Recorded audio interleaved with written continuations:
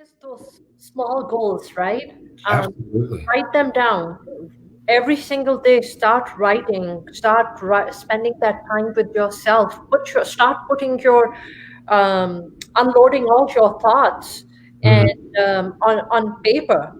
Because Yeah. once you have put them on paper, you've transferred them from your head Yeah. onto paper. Yeah. So Chad, we have someone who's asking. Um, they've written, I still would like to understand how to snap out of feeling grief, trauma. My feeling sad gives me a payoff. I want to feel better. There is no payoff Mm. in not feeling. Can Okay. you give me a So payoff? let me clarify. Well, I'm not saying you don't feel, because remember, I still grieve. The grief is there, but I still have to live life. I still want to live life. I don't want to just sit in my grief all day, every day. One of the tools that really helped early on, because again, we're acknowledging that we feel. We're just not letting the feelings run the rest of our life. That's the bigger concept here. One thing that helped, and I thought it was the stupidest thing in the world when I first heard it until I tried it, was give yourself a time limit. And this was early on, when it was at its strongest. So let's say we're 30 days from the incident that caused the grief. We haven't showered, we've barely eaten, we're not really speaking to anybody. We're at a place where not only are other people concerned, we may be concerned for ourselves. It's a really dark place. Try giving yourself a time limit. Get up whenever you wake up and say, you know what? It's noon, or it's 3 in the afternoon, start of my day. I'm going to give myself 2, 3 hours to feel all the feelings, cry all the tears, scream all the screams, have all the anger. But in 2 or 3 hours, I'm going to get up, brush my teeth, wash my face. I'm going to go get something to eat. I'm at least going to go into the living room. I'll at least go sit on the porch. And you start doing this in smaller increments. So we acknowledge our feelings, but we also acknowledge we can't just do this. So I force myself to say, hey, all right, let's cinch it up for right now. Let's at least go outside for 10 minutes. Let's at least give ourselves a contrast. Let's at least do something else. Surprisingly, it's going to sound silly for some people, but surprisingly, that change in environment, that change in activity, that change in focus can be enough to at least start to give us a little breathing room. And after a while of doing that, while we're out in the living room, on the porch, in the kitchen, just doing something different out of that space where the grief lives, we eventually say, huh, well, while I'm out here, let me try this. I might as well do that.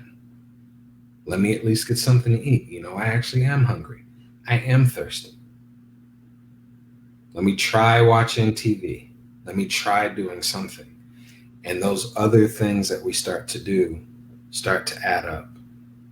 And I we think start it's creating a little bit more space and a little bit more space for our normalcy back in our lives. I think it's so important to celebrate the small wins of life. Absolutely. And these small wins are literally small wins. and they could be you just going for a small walk outside. Yeah. Even if it's 10 minutes walk, it could Yeah. be just, what, go celebrate small win. Just go Yeah. to a drive through of McDonald's and buy like $1 ice cream cone or something. And it doesn't mean that you're going to feel great for the rest of the day. Yeah. And that's okay. But for that bit of time, even if you're not feeling better, you're at least feeling something different. And that can create enough space for better to creep in. Yeah, that's what the goal is, right? That's the Just goal. And it create that. doesn't lessen the intensity when you're feeling the grief. I think we get caught up in what we expect it should be like.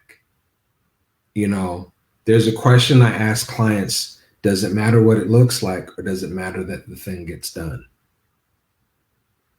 So does it matter if my life looks like everyone else's, that it looks quote unquote normal, or is it more important that I got that ice cream, that I had a laugh, I smiled a little, or at least wasn't crying for a little while, that I did go outside and get some sun on me, some fresh air, ate something.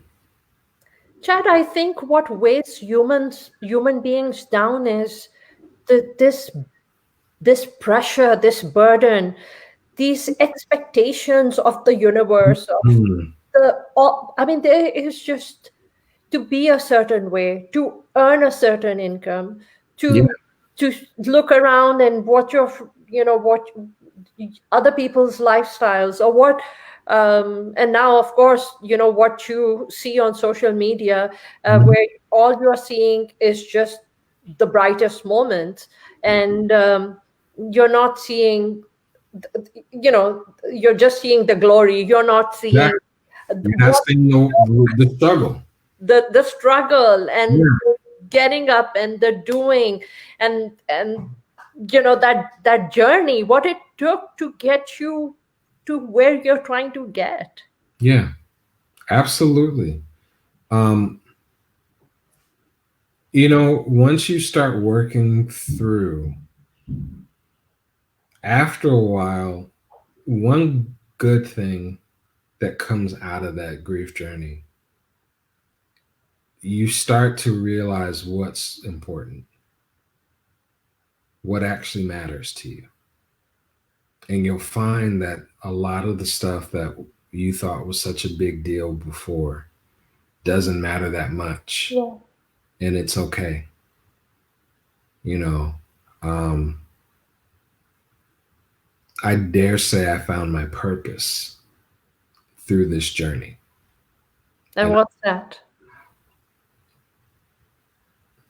I think my purpose is to help other people figure out how to kick back when life kicks you in the gut. How to learn that life doesn't get to just happen to you. You get to happen to life. Take over. Take the control back from life, and you become that person who starts controlling. Chad, for the longest time, and I've gone through a lot of turbulence in this past decade of my life. um, you know, Business hit.